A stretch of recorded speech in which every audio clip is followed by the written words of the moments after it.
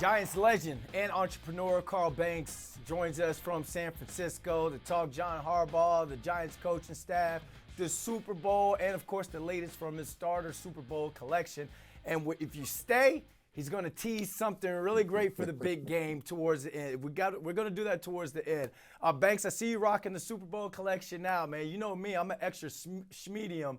If you got any inventory left, I'm your man. I'm your man. You know who to ask. Jessica, make sure you get whatever you need, bro. Whatever you need.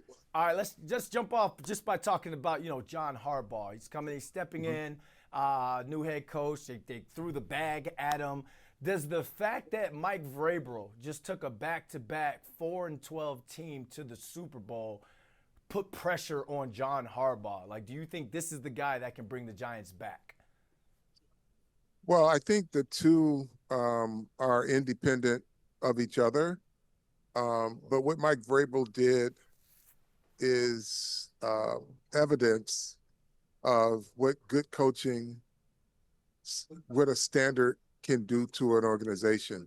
I think I've known the Harbaugh family since I was in high school. His father recruited me coming out of high school. They eat, sleep, drink football. Everything they do is about winning, about the standard, and everything necessary to do it. So when you see what Mike Vrabel did, it's the blueprint of Bill Belichick, right? It's attention to detail, it's mental toughness, it's physical toughness, it's, preparing for everything. And when you listen to Coach Harbaugh talk, if you know what's in his DNA, he's at 18 years in Baltimore, and you see the program that they built. I believe wholeheartedly that things will get turned around really fast. Is it Super Bowl fast? I don't know. But one thing I do know is you're going to see a change. It's going to be probably uncomfortable for some players, but I think they will all embrace it because they all want to win. That's the thing. When you listen to this giant locker room, they're all tired of losing. They just don't know how to win in a way that is sustainable.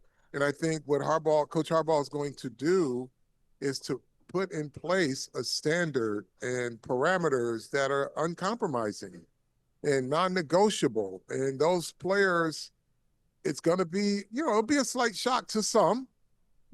Some guys are already at that level. Brian Burns is already playing at a level that is sustainable for success in being an example of what to do. But these guys want it.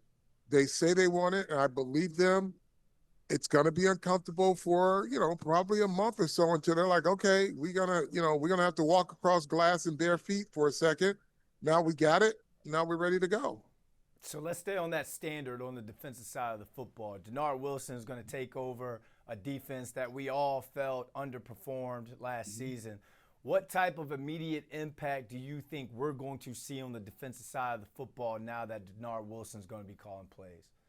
I think utilization of talent, right? When you have five guys up front that you can create different actions with, you're going to see that. You saw it a little bit with Charlie Bullen at the last four games of the season where he was having 3-man and 4-man action with Burns and Dexter and Abdul Carter. Just making sure those guys are just not easy to find. They can create matchups wherever they want them. When you have those three, and then you have a Roy Robinson Harris or a Darius Alexander who you can put in the mix, it makes it difficult for teams to say, okay, we got to double this guy.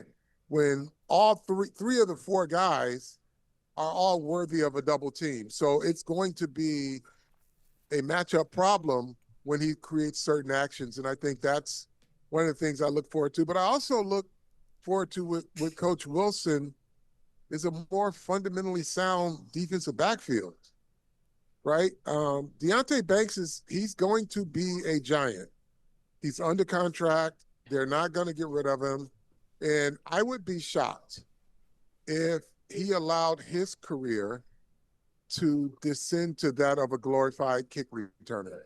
with the skill set that he has and the ability that he has, I think they got to find a way to connect with him. I think they will, and I think he will be motivated. Um, Guy like Dexter Lawrence didn't have his best year. I don't care what anybody says, and even if he felt that he played well, good.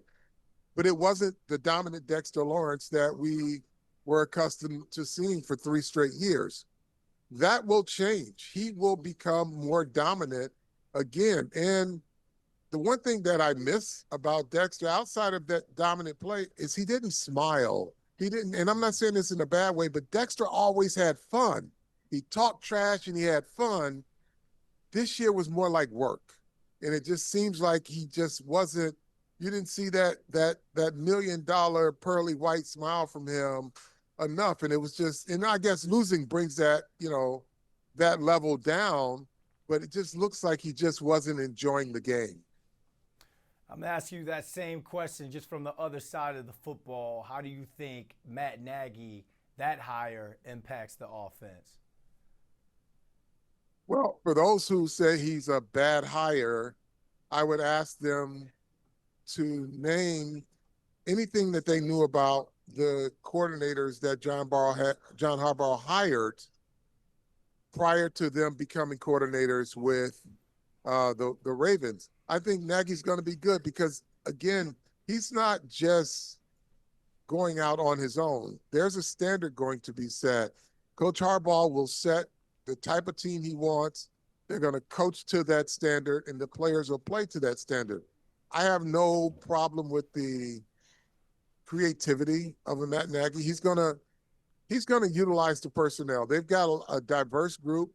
They've got an offensive line that is good and going to get better.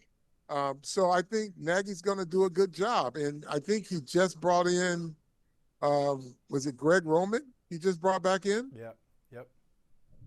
Yeah, so I mean, there's going to be creativity in the room. And again, they're only going to coach to Coach Harbaugh's standard, not their own. So whatever needs to be done, I think he'll get it done. And one thing that we've seen, if we've watched Coach Harbaugh, is that if it's not working, he'll change it and fix it. So let's talk a little Super Bowl here before we talk about starter Super Bowl collection that you guys are dropping. What's your thoughts heading into this game? You got Sam Darnold versus Drake May. Are there any storylines that you're paying attention to most during the big game? Yeah, I'm looking at the little things, the unexpected, and when I say that, I think both teams are as equal as you can get. Both teams have good defenses. Both teams run the ball. Both teams have good wide receivers. Both teams have good cornerbacks. But the one thing that I give the Patriots the edge to is Mike Vrabel's ability to prepare his team for the things that will come up in a game like the Super Bowl.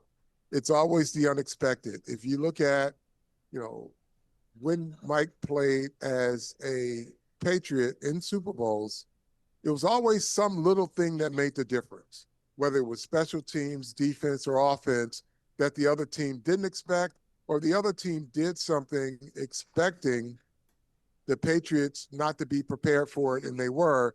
And a classic exhibit of that is the Seattle Patriots game, where everybody in the world thought that Marshawn Lynch was going to get the ball, but the Patriots prepared based on personnel and based on probability of what could happen out of that personnel. And Malcolm Butler was right there to make the interception.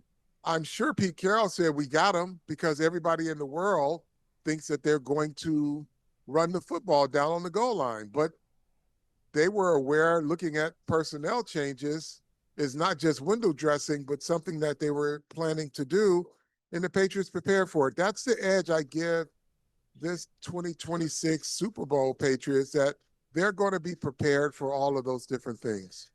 So when you look at both these teams, the way the roster is constructed and the DNA of this roster, Giants pick at 5 for the draft. What position do you feel as though they should go that could come in and grab a guy or a player in a certain position that can impact the Giants the most? I think any player picked in the top 5 should be an impact. I don't have the data or of how these guys are ranked. Obviously, people talk a lot about the Texas Tech defender. They talk about the 3 players at Ohio State. But there are a lot of good players in this draft. The Giants have needs just about anywhere. They could add a player at wide receiver, and if that player produces, is going to be a great pick.